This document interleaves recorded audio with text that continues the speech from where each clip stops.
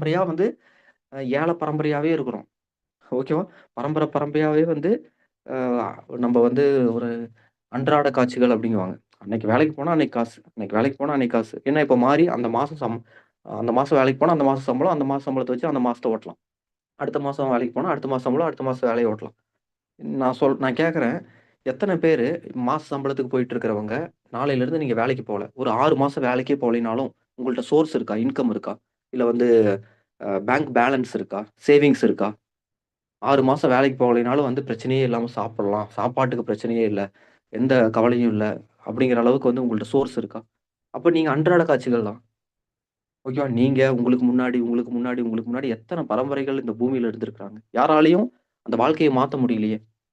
நீங்க தான் வானத்துல இருந்து குதிச்சிருக்கீங்களா? நான் வானத்துல இருந்து குதிச்சிருக்கேன். ஃபர்ஸ்ட் பரம்பர. அதனால தான் நான் ஏழையா இருக்கேன். எனக்கு முன்னாடி 2, 3 பரம்பரை இருந்திருந்தாங்கன்னா, நான் இப்ப கோடீஸ்வரனா இருந்திருப்பேன். அப்படியா? Just imagine friends. அப்ப பணம் பணக்காரனா மாற மாற முடியாம நம்ப தாத்தா, பாட்டன், முப்பாட்டன், அப்பா எல்லாரும் முடிச்சுட்டாங்க. ஓகேங்களா? இப்ப நம்ப கையில அந்த ஆப்பர்ச்சுனிட்டி இருக்கு. நம்பளும் என்ன பண்றோம்? நம்பளும் வந்து அன்றாட காட்சிகளாவே ஏதோ ஒரு வேலைக்கு போயிட்டு, ஏதோ ஒரு வேலைய வச்சுக்கிட்டு, அப்படியே வாழ்க்கைய ஓட்டிக்கிட்டு, அப்படியே ஓட்டிட்டு இருக்கிறோம். ஓகேவா? இப்ப ஐபிஎல் வந்துருச்சு. ஓகே. ஈவினிங் ஆனா உட்காந்து ஐபிஎல் மேட்ச பார்த்துக்கிட்டு, டிவிய பார்த்துக்கிட்டு, அப்படியே டைம் பாஸ் பண்ணிக்கிட்டு, அப்படியே வாழ்க்கைய ஓட்டிட்டு இருக்கிறோம். ஐய்யய்யோ! கோலி வேற ரிட்டயர் ஆயிட்டாரா? தோனி ரிட்டயர் ஆயிட்டாரா? சச்சின் டெண்டுல்கர் இல்லாம கிரிக்கெட் பார்க்கவே புடிக்கல அப்படின்னு புலம்பிக்கிட்டே நம்ம பார்த்துட்டு இருக்கிறோம். ஓகேவா? கோலியும், தோனியும் வந்து ரிட்டயர் ஆனதுக்கு அவ்வளோ வருத்தப்படுறோம். இன்னமும் யோசிச்சு பாருங்க, உங்க பேரன்ட்ஸ், உங்க அப்பா, அம்மா இன்னமும் வேலைக்கு போயிட்டு இருக்காங்க. 60 வயசாகி இன்னமும் ஓடிட்டு இருக்கிறாங்க. ஆனா 35, 40 வயசுல ரிட்டயர் ஆன அந்த அந்த கிரிக்கெட் ஆடுறவங்கள பார்த்து நம்ம அவ்வளோ வருத்தப்படுறோம். ஓகேவா? எப்படி நம்ப இருக்கோம்ன்னு பாருங்க. எந்த மாரி ஒரு மைண்ட் செட்ல நம்ம இருக்கோம்ன்னு பாருங்க. எந்த மாரி ஒரு மைண்ட் செட்ல நம்ப அந்த சொசைட்டில வாழ்ந்துட்டு இருக்கோம்ன்னு பாருங்க. நம்மள மாரி தான் பல பேர் இப்படி தான் இருக்கிறோம். கிரிக்கெட் விளையாடுற ஒவ்வொரு ஸ்போர்ட்ஸ்மேனும் எவ்வளோ விளம்பரத்துக்கு வராங்க. இப்ப 35 வயசுல ரிட்டயர் ஆகுறாங்க அப்படின்னாலும், எத்தன கோடி கோடியா சம்பாரிச்சிருக்காங்க. எத்தன 1000 கோடி அவங்க வச்சிருக்காங்கன்னு பாருங்க. ஓகேவா? ஆனா அவங்கள பார்த்து நம்ம வருத்தப்படுறோம். ஆனா நம்ப வீட்ல நம்ப பேரன்ட்ஸ் வந்து இன்னமும் வேலைக்கு போயிட்டு இருக்காங்க. 60 வயசுக்கு மேலயும் ஆச்சு. சரி அவங்கள விடுங்க. நீங்க இன்னும் 60 வயசு வரைக்கும் வேலைக்கு போறீங்க. உங்கள பார்த்து நீங்க இன்னொருத்தர் கவலைப்படணும். ஆனா நீங்க இன்னும் வேற ஒருத்தர பார்த்து கவலைப்பட்டுட்டு இருக்கிறீங்க. அவர பார்த்து கவலைப்பட வேண்டிய அவசியமே இல்ல. ஓகேவா? அவருக்கு இல்லாத இதா? நம்ப பாருங்க அதுதான் பண்ணிட்டு இருக்கோம். நம்ப நம்பளோட நிலைமையே வந்து தொங்கல்ல இருக்கு. நம்பளே வந்து அன்றாட காட்சியா வந்து வாழ்க்கைய வாழ்ந்துட்டு இருக்கோம். நம்ப குழந்தைங்க இருக்காங்க. அவங்களுக்கு ஒரு பேக்கிரவுண்ட் இல்ல, ஒரு சோர்ஸ் இல்ல. அவங்களுக்கு ஃபியூச்சர் என்னங்கிறதே நம்ம இன்னும் அ ஸ் ஒரு வழி காட்டல. ஓகேவா?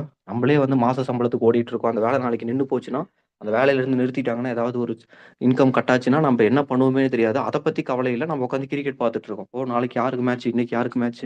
ஷெட்யூல பார்த்துக்கிட்டு ஓகே. அப்படித்தானே இருக்கோம். ஐபிஎல் லாஸ்ட் வேர்ல்டு கப் வந்து வின் பண்ணாங்க. உண்மையாலும் சந்தோஷம் தான். ஓகேவா? உங்க எல்லாருக்கும் வந்து வீட்டுக்கு ரூ. 1,00,00,000 குடுத்தாங்க. ஓகேவா? அத வச்சு என்ன பண்ணீங்க?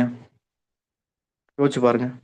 ஏங்க கிரிக்கெட் பார்க்குறாங்க அப்டின்னா, ஆல்ரெடி கோடீஸ்வரங்க, பணக்காரங்க அவங்கலாம் வந்து பார்க்குறாங்க. அவங்களுக்கெல்லாம் ஆல்ரெடி சோர்ஸ் இருக்கு, வெல்த் இருக்கு.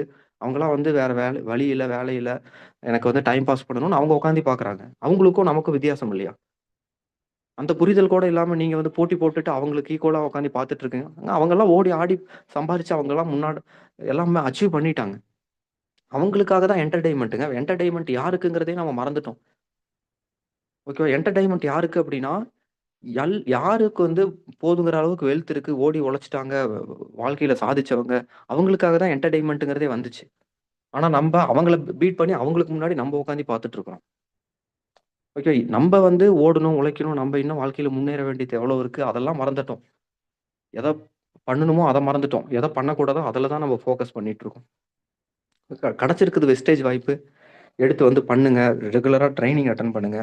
கிரிக்கெட்ட பார்த்துக்கிட்டு, புது படம் என்ன வரும் அப்படின்னு பார்த்துக்கிட்டு, உங்களுக்கு எந்த வகையிலயும் உங்க வாழ்க்கையில உங்க முன்னேற்றத்துக்கு பிரயோஜனமே இல்லாத அ இடத்துல உங்க டைம குடுத்து வீண் பண்ணிட்டு இருக்காம, தயவு செஞ்சு வந்து உங்க முன்னேற்றத்துக்காக, உங்க லைஃப்க்காக, உங்க குடும்பத்துக்காக டைம் குடுங்க.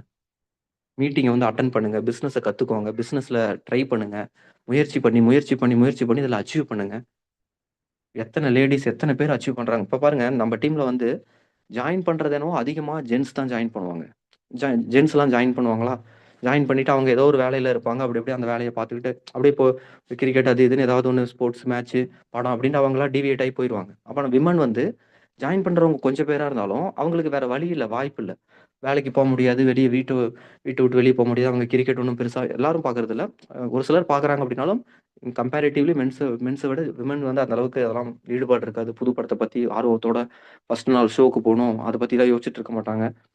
கிரிக்கெட் பார்க்கணுங்கிறதெல்லாம் யோசிச்சுட்டு இருக்க மாட்டாங்க. அப்படிங்கும்போது அவங்க ஆட்டோமேட்டிக்கா வந்து வெஸ்டேஜ் வாய்ப்பு கிடைச்ச உடனே அவங்க தீவிரமா இருப்பாங்க. ஏன்னா லேடீஸ் அப்படின்னாவே எப்பயுமே கண்ணும் கருத்துமா இருப்பாங்க. ஒரு ஃபோக்கஸ் ஒரு விஷயத்த எடுத்துட்டா பண்ணி முடிக்கணும்னு நினைப்பாங்க. இந்த மாரி ஒரு எண்ணம் கொண்டவங்க. அதனால தான் வந்து விமன் நெறைய பேர் இந்த பிசினஸ்ல அப்படியே கொஞ்சம் கொஞ்சமா நின்னு அவங்கலாம் அச்சீவ் பண்ணிட்டு இருக்காங்க. ஆனா நம்ப ஜென்ஸு வேடிக்கை பார்த்துக்கிட்டு, இது வேணாம், இது ஆகாது, அது ஆகாதுன்னு வாய் மட்டும் நம்ம எல்லாமே தெரிஞ்ச மாரி பேசிக்கிட்டே காலத்த கழிச்சிட்டு இருக்கோம். அதனால வந்து கிடைச்சிருக்கிற வாய்ப்ப பயன்படுத்துங்க. கிரிக்கெட்டு, ஐபிஎல்ன்னு டைம் வேஸ்ட் பண்ணாதீங்க. ஓகேவா? கம்ப்ளீட்டா நீங்க அத பார்க்கறத அவாய்ட் பண்ணிட்டு பிசினஸ்க்கு டைம் குடுங்க. பிசினஸ ஃபோக்கஸ் பண்ணுங்க. ஓகேவா? நீங்க அதுல டீவியேட் ஆனீங்க அப்டின்னா, கண்டிப்பா பிசினஸ விட்டுருவீங்க.